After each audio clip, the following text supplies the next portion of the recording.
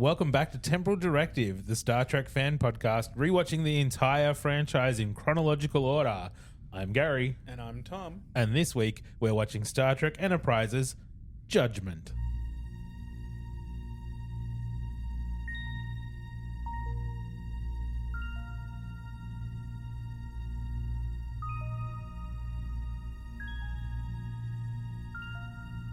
Star Trek, the ultimate franchise. These are the podcasts of the Wakefield brothers. Their 16-year mission to watch every production, to seek out life lessons and new inspirations, to boldly watch like most fans have watched before.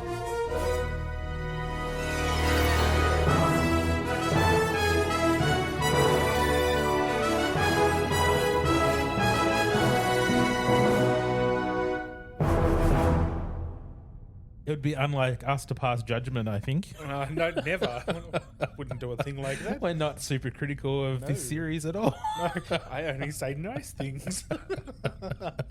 Hi, Tom. How you doing? Yeah, doing good. Doing real good. How's your week been? Good. Sounds positive. Yeah, well, I got a brand new car, so I can't complain. Oh, you're so fancy. That's it. I like getting brand new things. You only just got a job. I know.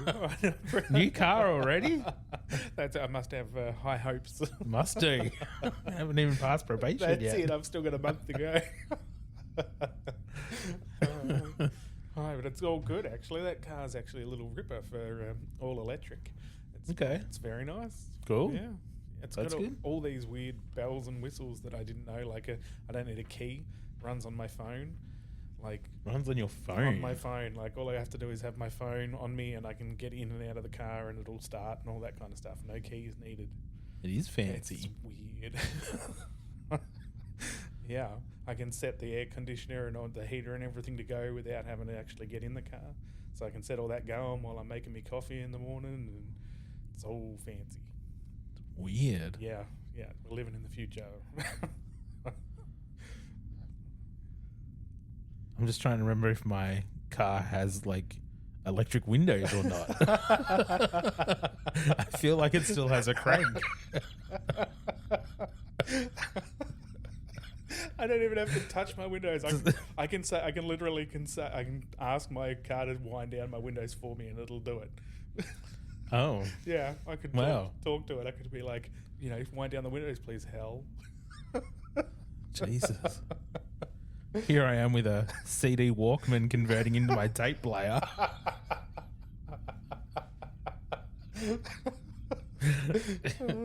Not really. My car's not that old. No, but the good thing is you could remember the days when we did have to do shit like that. Yeah. Yeah. Oh, crazy. Well, I went and saw Jurassic World Rebirth yesterday. Yeah, okay. So, tell me, is that like an actual reboot of the original? Or is it like just another continuation? It's a continuation. Okay. And I didn't watch the last Jurassic World. Isn't that the one that had all the old people in it? Yes. But you didn't watch that one? I didn't watch that one. Because it looked terrible. Okay. I watched Jurassic World, and then I watched the next Jurassic World, and I hated it. Yeah. And then I watched the trailer for the next one, Dominion, I think it was called, and I thought that looked terrible. So I just didn't bother. And then the reviews were, this movie is terrible. So I was like, I picked the right movie to skip. And then this was a rebirth, so it was kind of, they've been saying that it's going to be like it is a continuation, but it's not picking up on the Jurassic World characters and story. So it was just a continuation with dinosaurs existing already and all that sort of stuff. Yeah. So I was like, this feels like I can get back into it from this point. Yeah. That's good. I regretted it 5 minutes in. The opening scene happened and the credits come up or the title come up, and I leaned over to my partner and was like, do you think we could skip into How to Train Your Dragon and anyone would notice?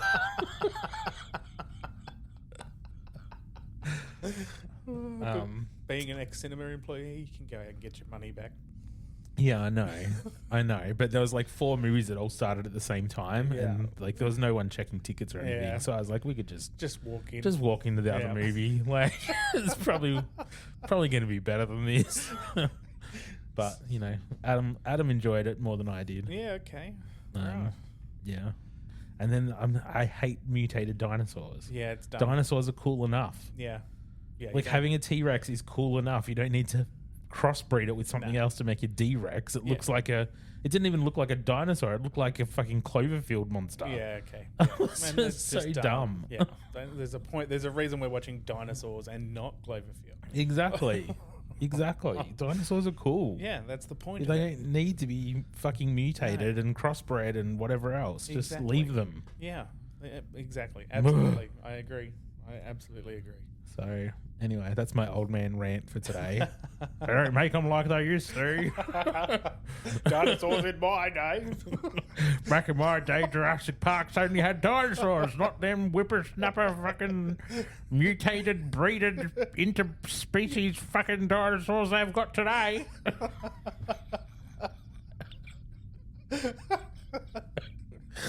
Oh, Jesus. So, yeah, anyway. Not much else has been happening, just work. But yeah. Anyway, let's get into this week's episode, shall we? Righto. It's called Judgement. Story by Taylor Elmore and David A. Goodman. Teleplay by David A. Goodman. And directed by James L. Conway, who hadn't directed an Enterprise episode since the pilot. So, we'll see. The pilot was pretty solid. Yeah, it was good-ish. This episode's air date was April 9th, 2003, and the IMDb synopsis reads, after Enterprise lends aid to a group of accused rebels, Captain Archer faces a tribunal and charges of conspiring against the Klingon Empire. This episode guest stars the fantastic J.G. Hertzler, who was Deep Space Nine's Martok, who I love. Yep. Absolutely. And Scott Bakula, your favourite actor, has stated that this is one of his favourite episodes of the series. Who cares about his opinion? I think a lot of people probably care about Scott Bakula's opinion on his own series. They probably care more about his opinion than yours, to be honest. That's fair. No, what's good about it is it means that he's probably put a lot of heart into it, which means it's probably going to be a really good episode. Fingers crossed. Yeah. Let's go watch it. Righty up.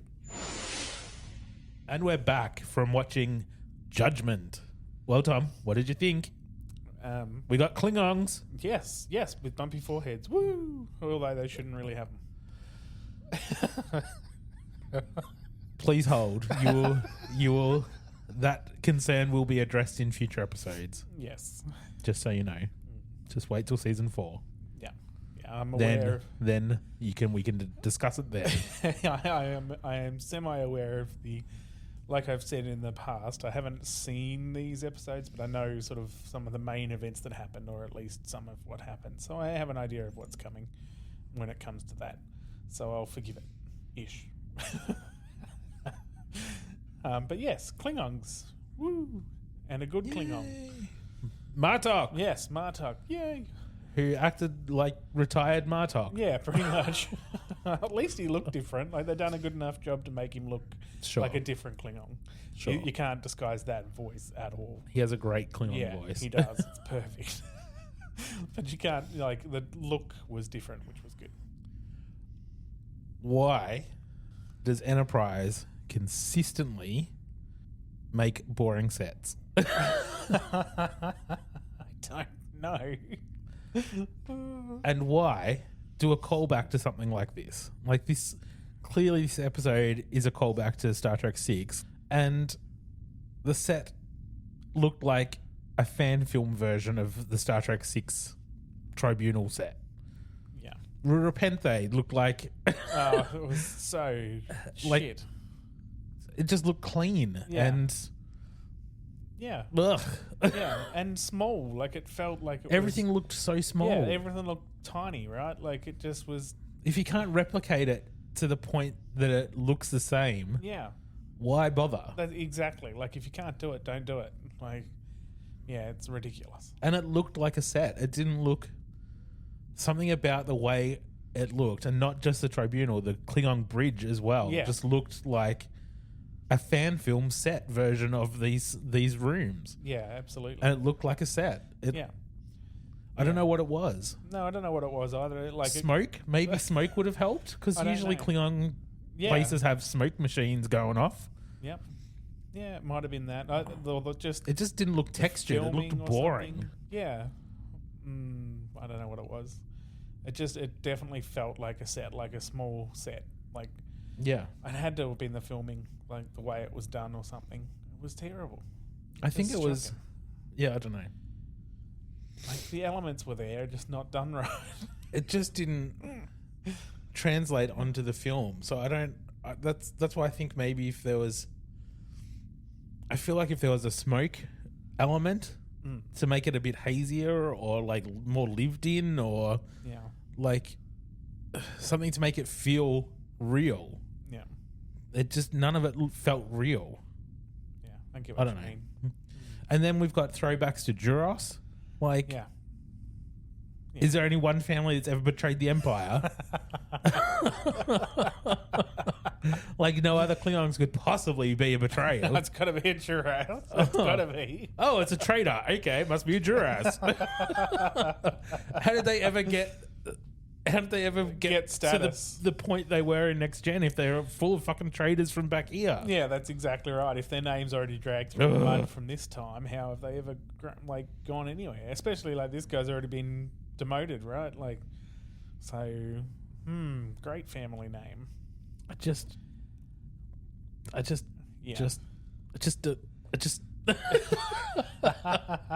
have no words. It's Enterprise. I actually like the idea of this is good. Like, I don't hate the story. Like, I think it was pretty good. Yeah. And I really love the guy J.G. Hertzler who plays Martok or in Kolos in this. I love that guy.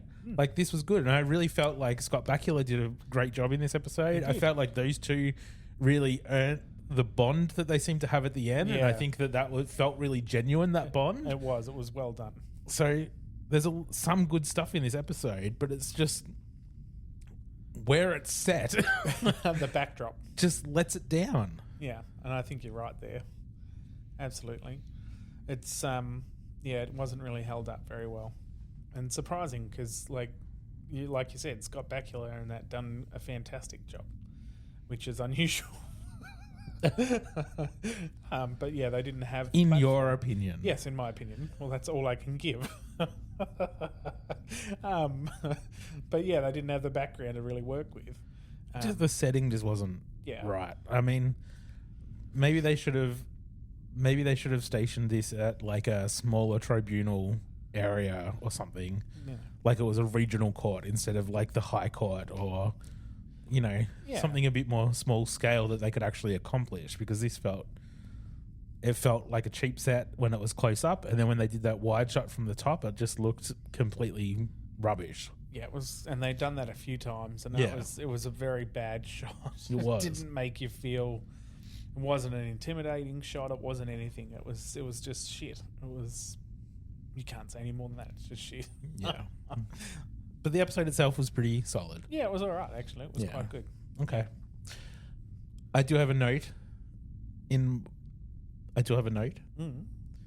The disease that Phlox fakes Archer having is xenopolycythemia, which is what afflicts Dr. McCoy in the original series episode for The World is Hollow and I Have Touched the Sky. There you go. And polycythemia is a real disease here on Earth, but xenopolycythemia is obviously an alien version of that. Well, there you go. What's polycythemia? I don't know. I didn't look that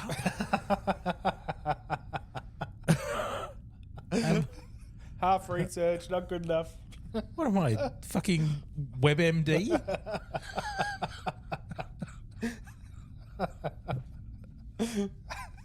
All right, let's get into our talk through.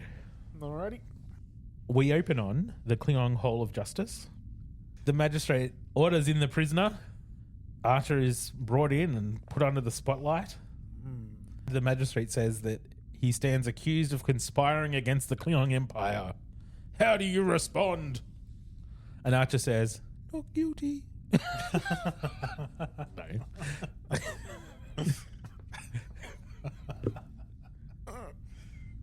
And then the magistrate says, when this tribunal convenes tomorrow, you will be given a chance to prove your innocence. If you cannot, there is only one punishment. Well, all of that is a lie. All that entire statement he just made then is bullshit. We skip the credits and we come back to a prison cell. Archer is sitting and staring at a bone of meat. With hair all over. With hair still on it, yes. You don't have to skin the meat, just cook it. Ew. And a guard lets Dr. Phlox in. This is where Phlox mentions the xenopolycythemia, saying that it can be highly contagious, and he's surprised that they haven't put him in isolation. And the guard looks a bit scared and walks out and leaves them alone. So it worked. Yeah. Phlox says that the Enterprise has been there for 2 days, but that the Klingons refuse to let them see him. They're doing everything they can politically to try and get him out in conversation about that kind of crap. Yep. And that's about it. Yeah, And Starfleet and the Vulcan High Command are both working to try to get him released. Yeah. But T'Pol and Commander Tucker have begun exploring other Other options ways, yeah. for regaining your freedom. That's where we get Martok, not Martok. Yes. Yes, that is correct. Archer starts to complain about the Klingon food. But it's healthy. It It's is fine. healthy. It's Yes. edible. Phlox says that it's a good source of protein, so you should probably just eat it. Yeah. Shut up and eat your food. And then Kolos enters, or Martok. Yeah. Kolos? Martok. Martok. He comes in and tells the doctor to get the fuck out. Yeah. You've had your time. Yep, time to go. He introduces himself as the advocate, and he says that the tribunal's about to begin. And Archer's like, what? We haven't discussed anything yet. Yeah, you haven't talked to me. Do you want to hear my side of the story? He's like, no. I'm familiar with the charges. Yeah. I like my Klingon voice. Yeah. Sure. Archer says, well, I'm not familiar with the justice system. What can I expect out there? Now that you've been charged, the evidence against you will be presented. See? Your Archer's spot on.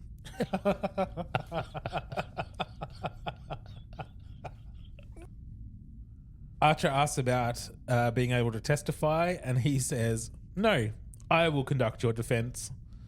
And then he says, how can you do that if you haven't heard what's happened? He says, I know what happened. You mustn't speak during the tribunal. I will speak for you. And then we cut into the hole. Yeah. The hole of justice. Archer is brought in. The gallery is chanting. So this is where we get the wide shot with the two levels of CG Klingons banging their sticks on the ground. It's so bad, wasn't it? It's pretty rough. And that big gavel thing looks pretty cool, but it just doesn't have the same effect in this. Because the lighting's not the same. Yeah, like it just doesn't have the In same Star Trek thing. 6, it was dark and it felt bigger and darker and obviously more theatrical and just intimidating. And the magistrate in the movie was kind of in shadow. You couldn't really see him. It was just like the big claw and thing that come out, kind of like Inspector Gadget. Yeah, well, that's it, isn't it? That's it. I'll get you next time, Gadget.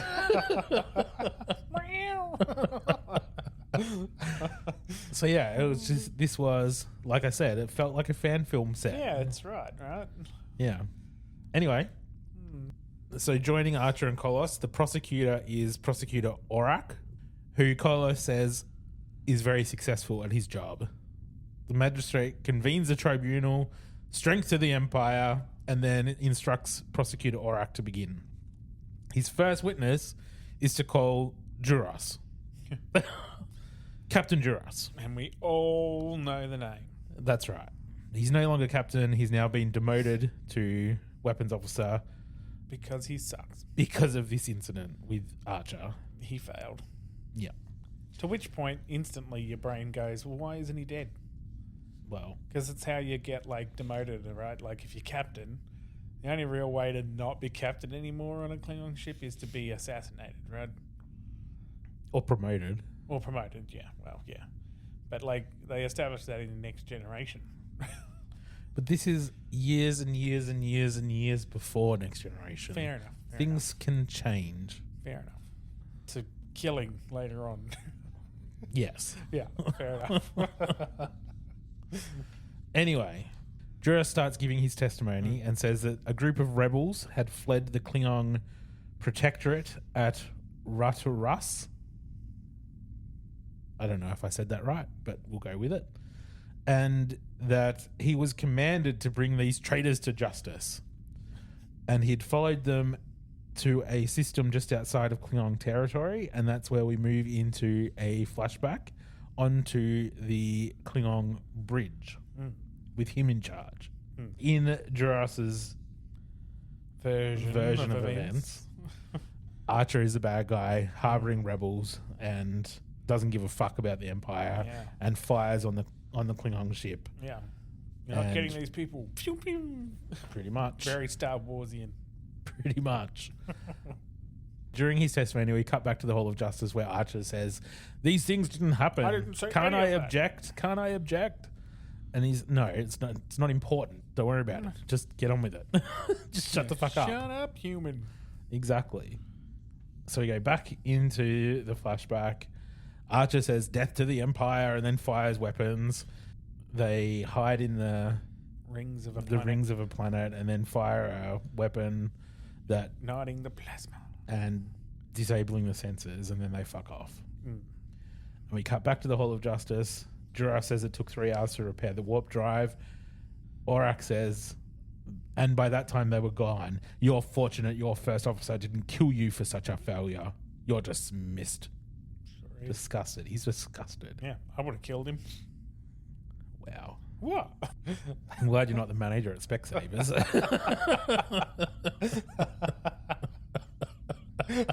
I haven't killed the other one yet.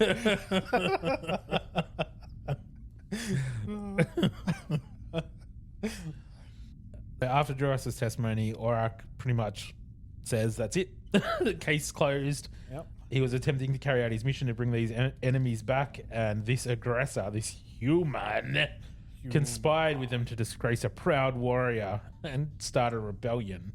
There can be no doubt that he is our enemy as well. This tribunal has already been far too lenient. Why am I don't need to recite the whole thing. No, you don't. No. You just get passionate in the moment. I do. It's just like being a Klingon. I really like being a Klingon. I think if I ever do cosplay, it'll be as a Klingon. Yeah, well, that's fair because it's an awesome cosplay. It'll be a drunk Klingon. More blood wine. Yes, he goes on a rant about having to just lock him up because he's an enemy of the Klingons. Yeah. Yep. And that he's lucky he didn't declare war on his planet. Yeah, that's right. That's pretty much it. Yeah. The magistrate asks if there's a response from the defense, and they say no. Yes, to which Archer looks shocked. Yes. Like, what, he wants what to do you defend mean, himself. What do you mean fucking no? Archer says that they weren't rebels.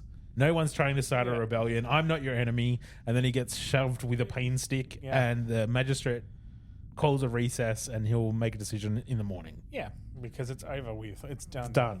Yeah. We cut to the prison cell. Archer's still trying to eat some of that meat. He pulls a little bit of the meat off the bone, tries to eat it, but spits it out just as Kolos enters. It's like one of the worst things about being trapped by an enemy alien species, isn't it? Might be delicious. Targ might be delicious. Might be. You don't know. Could be. You'd have to try it. Some Targ meat and blood wine. Blood wine might be alright, but the Targ. But Targ? The Targ did not look great.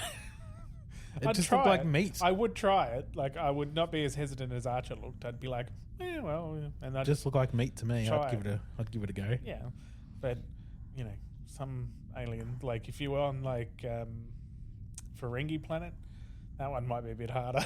Oh yeah, no. I think I'll pass on some of the Ferengi food that I remember seeing. Yeah, I think we'll skip that. Kolos comes in and says that the magistrate is willing to show mercy if Archer cooperates. All he's got to do is tell them where the rebels are. Where did you leave them? What did you do with them? Put them on a ship, put them on a planet, yada, yada, yada. Yep, where are they? If you do that, we won't kill you. Yeah. And Archer says, They're not rebels. I haven't even been able to say anything. I haven't given any sort of defense. No one's listened to what my story is. Kolos is just like, I'm offering you a way to save your life. If you want to live, this is an option. That's So Archer says, well, what would happen to these people if I cooperate, if I say yes? And he says that they'll be charged with treason. So they'll be treated like the way I've been treated. So no, I think I'm going to pass on that offer, thanks. And he says, only a fool would sacrifice himself for people he barely knows. That's honor right there. That is Klingon honor. Selfishness. Yep. I didn't think that was a Klingon attribute. Anyway, Archer says that they're good people. He doesn't want to turn them over. He wants an opportunity to tell his side of the story and make it clear what happened. He says that all of you, meaning the Klingons, are just perfectly happy to ignore the truth. And he says, don't be so quick to accuse me of sharing their interpretation of the law. Yeah. And Archer says, well, what's your interpretation? And he says that he became an advocate many years ago. They were very different times back then. The courts were more willing to listen. And Archer inspires him to be more like he used to be. Yeah. You need to remind them of those different times. Gives him that human speech of equality and rights and assures him that you can stand up for yourself and stand up for others. Yes, you can bring back the old ways and do all the right things and shit. Yep, pretty much. It didn't take much convincing. No. Then we go into the Hall of Justice where he pretty much urges for that to happen. Yeah. And everyone just sort of says, yeah, okay. Yeah, well, he says a very short thing. Not only is this one guy willing to flip the way it works immediately, so are all of them. Yeah, so was the tribunal and the people in the stands. It was like he comes in and he goes, I'm going to let my person speak and you guys... As it was done in olden times. That's right, and it hasn't changed, right? It's still written that we can do that. It is written.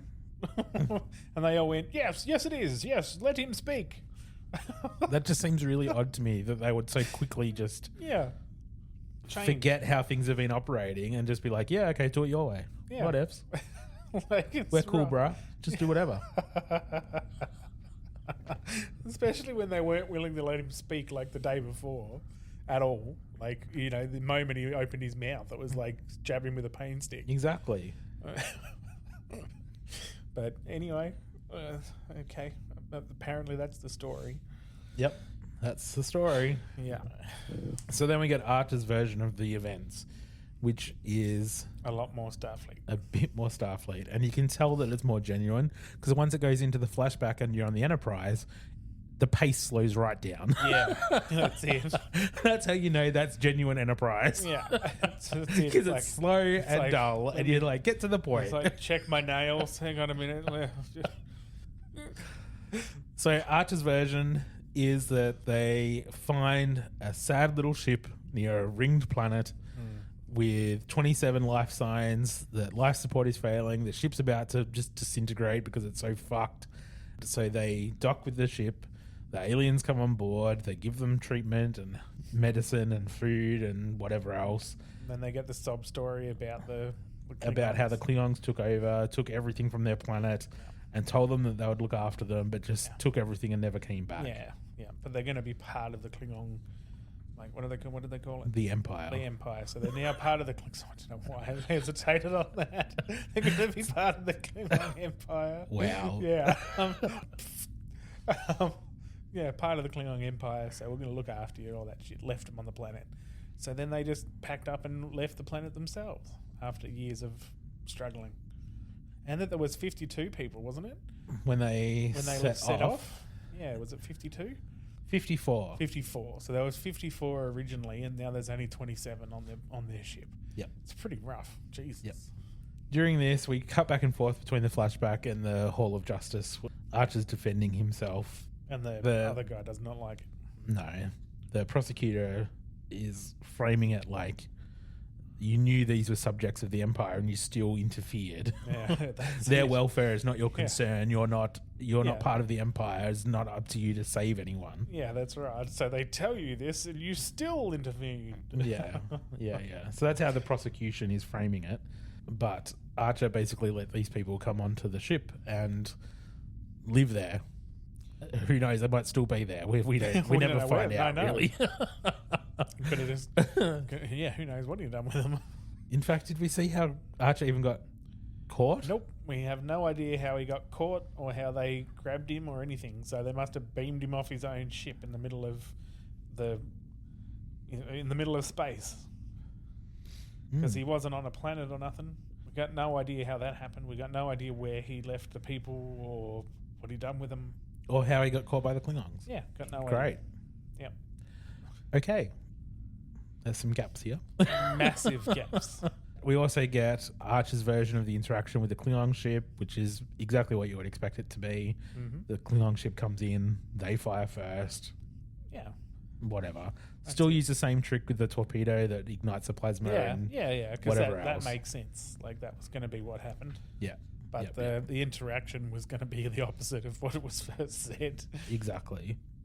Kolos says, you could have destroyed the Borders. Why didn't you? And Archer says, because Captain Duras is not my enemy. Mm-hmm. And then Kolos says, I submit to this tribunal that Captain Archer is guilty. Guilty of meddling in Klingon affairs on more than one occasion. In fact, I have discovered his name is well known to the High Council. The accused once stood before the Chancellor himself and exposed a Sulaban plot that would have thrown the Empire into civil war. No way.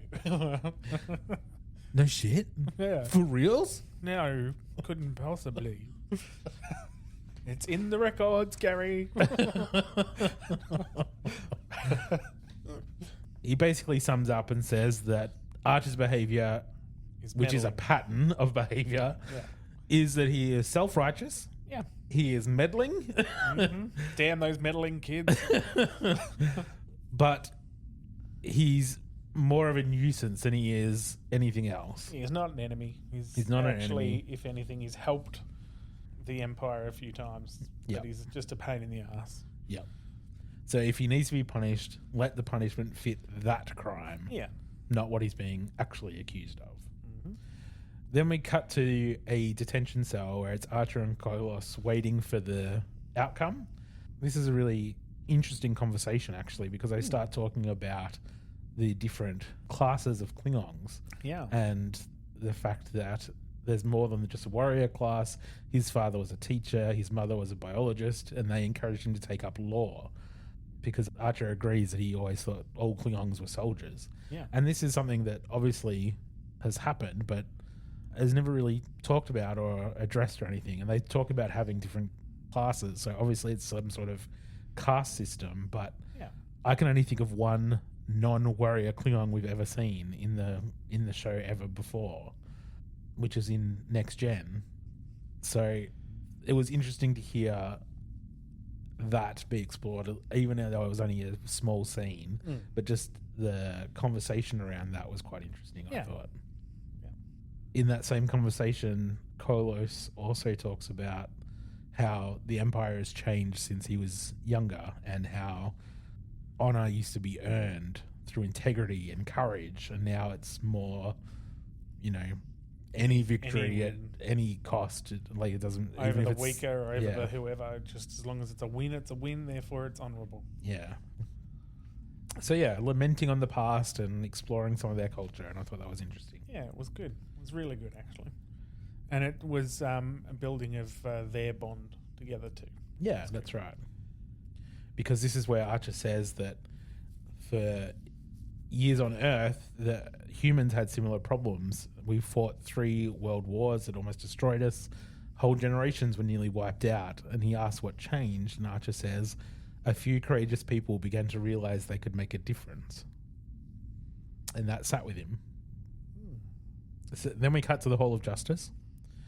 The magistrate says that he's weighed the evidence carefully and that he's probably right, that he wasn't formulating or fomenting a rebellion, but he has broken the law and he needs to be punished for that. So He's sentenced to the penal colony of Rurapente for the remainder of his life. So a week or two. Yeah, probably. They don't kill him. They send him to Rurapente, which, surprise, surprise, we've got the Star Trek 6 tribunal set. We might as well go to the Star Trek 6 prison. Yeah, why not? Just ridiculous. Yeah. Ridiculous. Anyway, Kolos tries to argue and say that this isn't justice. This isn't leniency. You are sentencing him to death. He's not going to survive there. The life expectancy is 6 months, a year at most. This isn't mercy. And he gets angry, and the magistrate warns him, and then he gets angry again, and the magistrate's like, you know what? If you like this guy so much, you can join him in Rurapente for a year. Well, Then we cut to the Enterprise for the only scene that isn't a flashback on the Enterprise. T'Pol says that they're still working to try to get the captain's release. They talk about maybe trying to rescue him, but T'Pol says that we're deep inside Klingon territory. A rescue attempt is out of the question. And the captain doesn't want it. And the captain doesn't want it. And so T'Pol says that she's got some other diplomatic channels she might be able to use because some of them can be persuaded. And then we cut to Rurapente. Archer and Kolos are hacking away at a wall. Unsuccessfully. Yes, nothing happens. Well, they're just seems as they're swinging it at half strength and styrofoam. Yeah, the styrofoam's barely moving. Even the other prisoners are barely swinging their hammers. But Kolos is trying to catch his breath. He's clearly exhausted. Archer goes to help him. A guard comes over and splits them up and whatever. They fight. Yep. Yeah. And then I have a laugh about it. They kind of have a laugh. Kolos calls Archer a fool. Archer says, "You're welcome." Yeah. Haven't you learned your lesson? This is why you were sent here in the first place, for interfering in affairs that have nothing to do with you. And Archer says, "We have a saying on Earth, you don't kick a man when he's down. Are all humans like this? Like what? Fair? Stupid." And Archer laughs, and this is where you can really tell that they've bonded. Yeah. And he says, "It's in our nature." Yeah. They get back to work, and it fades to a bit later. They're hauling rocks into a big box wheelbarrow thing. Crate, I don't know what the fucking word is. And you can hear guards bringing in some new arrivals. Kolos and Archer are sort of separated, but they were sort of working in the same area. Yeah. One of the new arrivals has this hood over his face. He heads towards Archer. Kolos cuts him off and says, "We have nothing for you." And then the hood comes off, and it's Malcolm Reed, who's there to smuggle him out. Archer offers to take Kolos with him, and he says, "No, I've been an advocate for 50 years. I've spent 20 years playing my part and holding my tongue, and I need to do better. Yeah.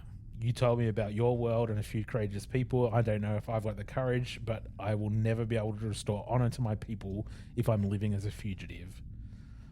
And so they part ways, they shake hands, Kolos watches them go, and then he gets back to work, and that's the end. Yeah, that is it, and that's all. I don't think we needed that scene with the Enterprise, with T'Pol. I think we could have just totally stayed with Archer that whole time. Yeah, would have been fine. I think that would have been even better. Yeah. What else would have been better, Tom? To have known where they caught the captain after what he did would have been nice. Yeah, how did they get him? Because how did they get him? Because as far as we know, he was on the ship and they got away from the Klingons. Yep. So what happened next? What happened next? How the hell did they know where to find him? Any of it?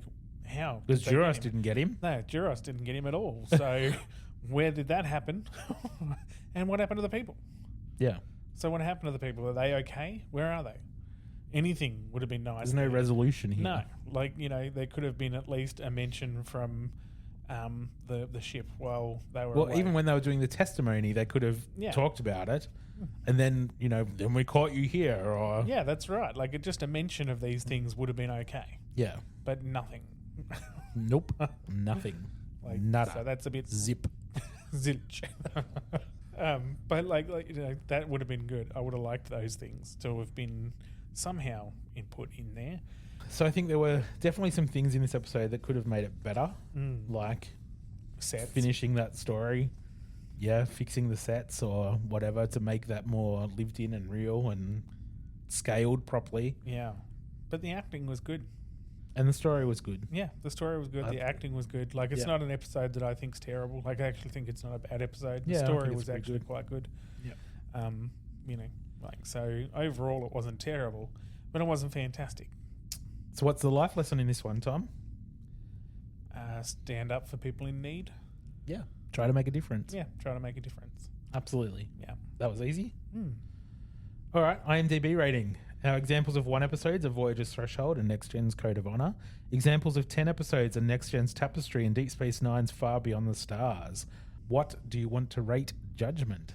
I would probably go smack bam in the middle or a little bit higher maybe. So I'd go with 6, maybe a bit higher, if you can convince me. Well, do you remember that Klingon episode on the planet where they tricked them through the colony to go to that explosion thing? We gave that one a 7. Did we? Yeah. Wow. That seems generous in retrospect. It does. It really does. Fuck. But we gave that a 7, and I feel like this one was better than that. Yeah, this would be better than that. So I'd say an 8 then if we gave that a 7. Yeah. So yeah, I mean, or at least on par. We want to be consistent in our grading as much as we can. So I'm happy to go to an 8 for this one. Yeah. Yeah, an 8 sounds all right. Okay. I think that's it for this week. So if you want to join the conversation, you can find us on Facebook at Temporal Directive Podcast and on Instagram, just Temporal Directive, or you can email us at wakefield_productions@outlook.com. We would love to hear from you, so please get in touch, ask us some questions, whatever you want to do. This episode is actually dropping the day before our 1-year anniversary from our first episode. Can you believe it's been a year already, Tom? Christ. Yeah. Crazy. So we have a special episode dropping tomorrow for our first anniversary. And then next week we will also have a special episode starting our Strange New Worlds Breach episodes, starting with the season 2 finale before we get into the new season. And then we will also have our regular episode next Friday, which will be Enterprise's Horizon. Alrighty, yeah, Jesus. That's a lot of episodes coming up in the next week, so I better stop talking and start editing. We'll see you next time. Live long and prosper. Peace and long life.